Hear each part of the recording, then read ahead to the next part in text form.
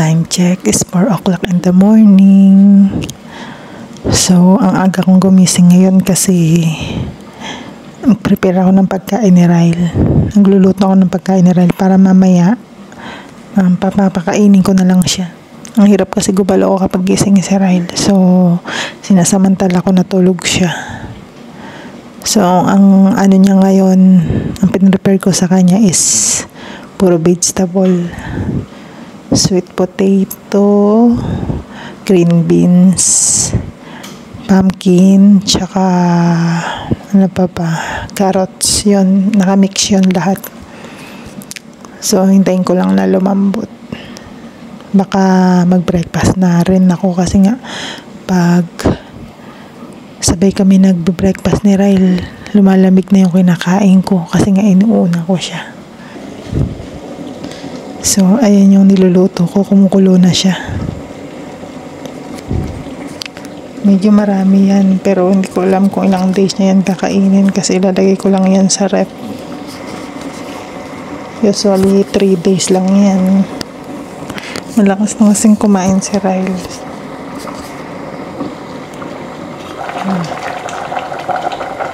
Halo-halo. So, prepare na ako ng breakfast para mamaya madali na lang kain ako kasi parang medyo nagugutom na rin naman ako. Maaga kami ng katulog ni Ryle kagabi.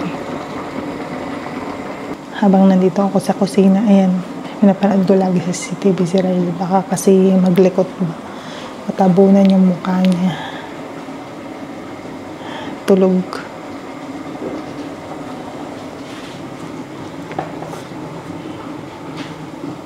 Hindi ko mabuksan yung exhaust fan kasi tulog pa sila mamo. Buksan ko na lang yung bintana. Prepare ako ng pagkain ko para mamaya madali na lang. Milk.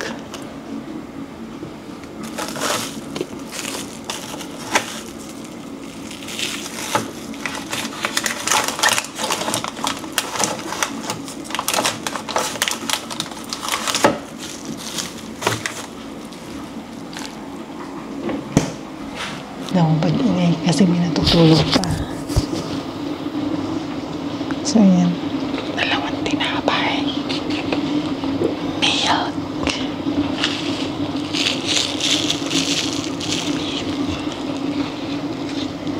Cheese. Pinitin ko na lang sa toaster.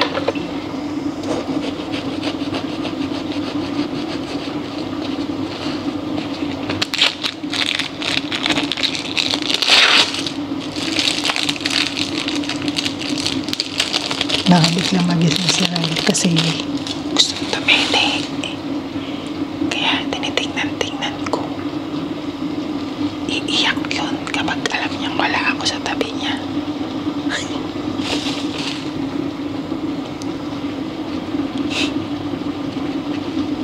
Lagi binibili ni Mama para sa akin kasi gusto ko yan.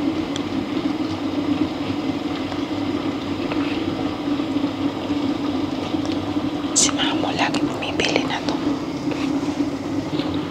Ito-toast ko lang siya guys para mainit. Kasi ayokong malamig. Hindi ako nakain ng malamig na tinapay hanggat maaari. Kasi parang dry. Parang pandesal to ng Pilipinas. Yung kinakain ko dito. Tapos pakukuluin ko lang yung milk. Fresh milk.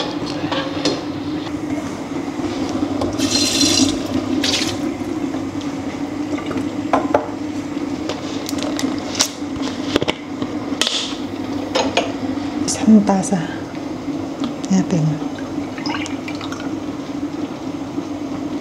Sakto. Pagbubukas ko na lang ng bago si Ryle.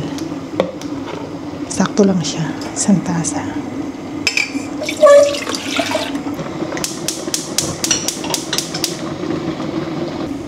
Aga kasing kagising si Mamo ngayon kasi magsisimba siya Sunday. Kaya hindi ako masyadong nag-iingat. Madilim. Tingnan na lang natin yung carrots.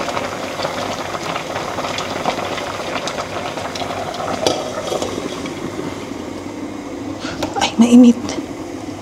Look. Mainit yung carrots. Malambot na.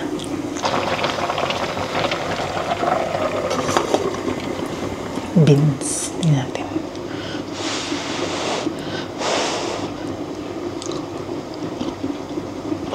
Kunti na lang. Tapos na. Tulog pa rin si Rai. Kasi may time na nagigising siya. Gawa ng gusto niya dumede. Tapos, i-blender ko yan. Pag medyo malamig-lamig na, mamaya.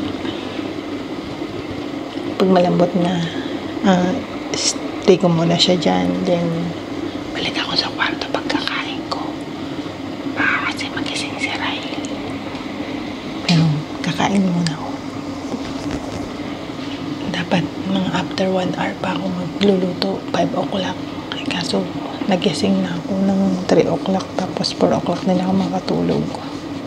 Ayan, nag-decide na ako magluto. Bago ako pumunta ng kusina, pinadede ko muna si Ryle para matulog siya. Pero kanina umiyak siya kasi naramdaman niya na iihi ako. Wiwing-wiwi na ako. Tapos pinadede ko muna siya bago ako umalis kasi umiyak. Luto na yung milk ko.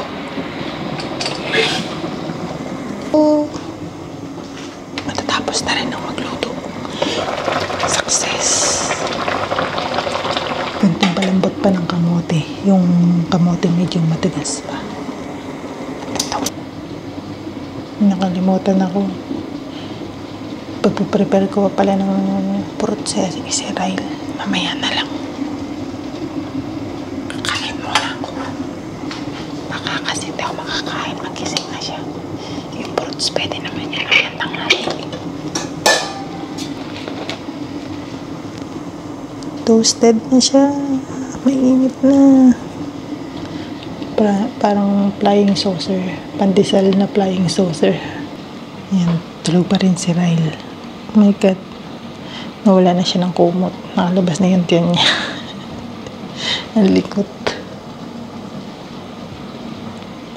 Grabe ang bilis ng oras.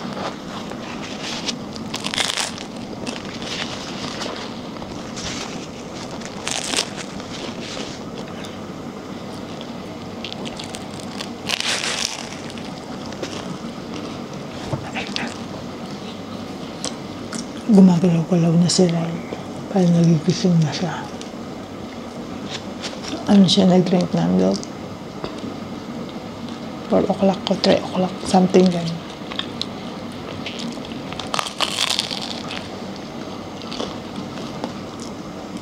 Labas yan. Tinanggal yung kumot niya. Nainitan niya.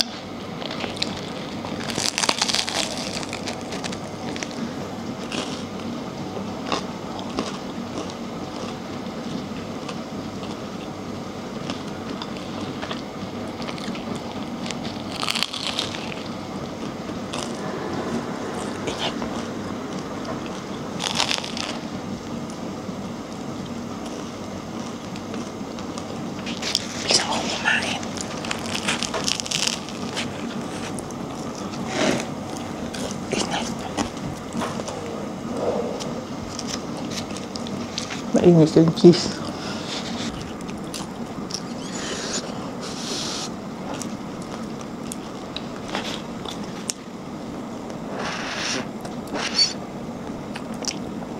Ang kainom din na mainit na gatas. Sa wakas. Pagkasabay ko kasi si Ryle kumain. Hindi ako makakain maayos. Gusto ko siyang isabay kasi gusto niya yung tinapay na to. Pero ako nakain niya lang yung gilid. Yung walang lasang cheese kasi ayoko pa siya pakainin na may cheese at saka ng unit na to. Yung ham. Ayoko pa siyang pakainin nun eh. Tinapay lang muna. Ito yung side na yung kinakain na kabilaan. Kaya ko pa siguro mag-prepare ng fruits ni Ryle.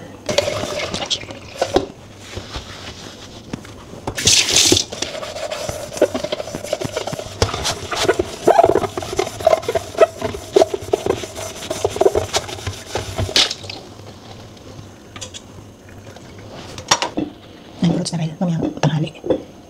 Dalawang banana, 4 na plum na plum. Nablangko, kumalawala si Ray. Ito. Plum, may itsura parang pwede siya. Parang, ano tawag doon, makopa. Ay, hindi. Ang tawag mo sa atin, kalimutan ko. Mas may katulad na prutas sa atin sa Pinas. Plum. Plum, hindi pala pan. Plum. Nablangko ko ang lola.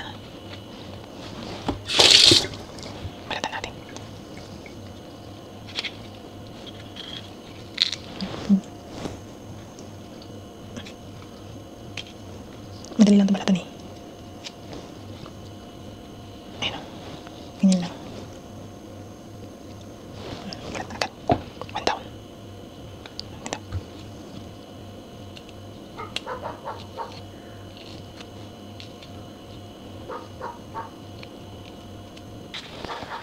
Puno-puno. Natin mamaya. Konti lang ito pag na-blend.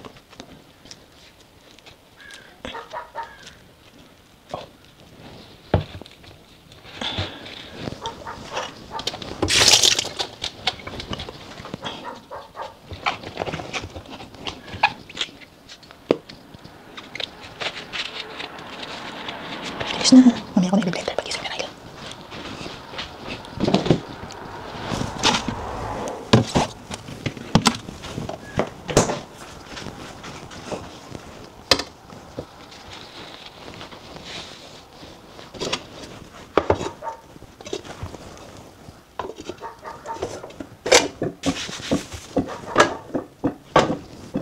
Kalapos tayo. Tingnan ko lang baka may langaw na nakapasok. Baka kasi malangaw ito. Baka tapuan ng langaw.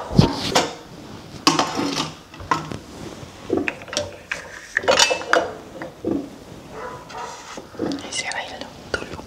Ay. Tulog pa rin. Tulog. Pasok na tayo sa loob.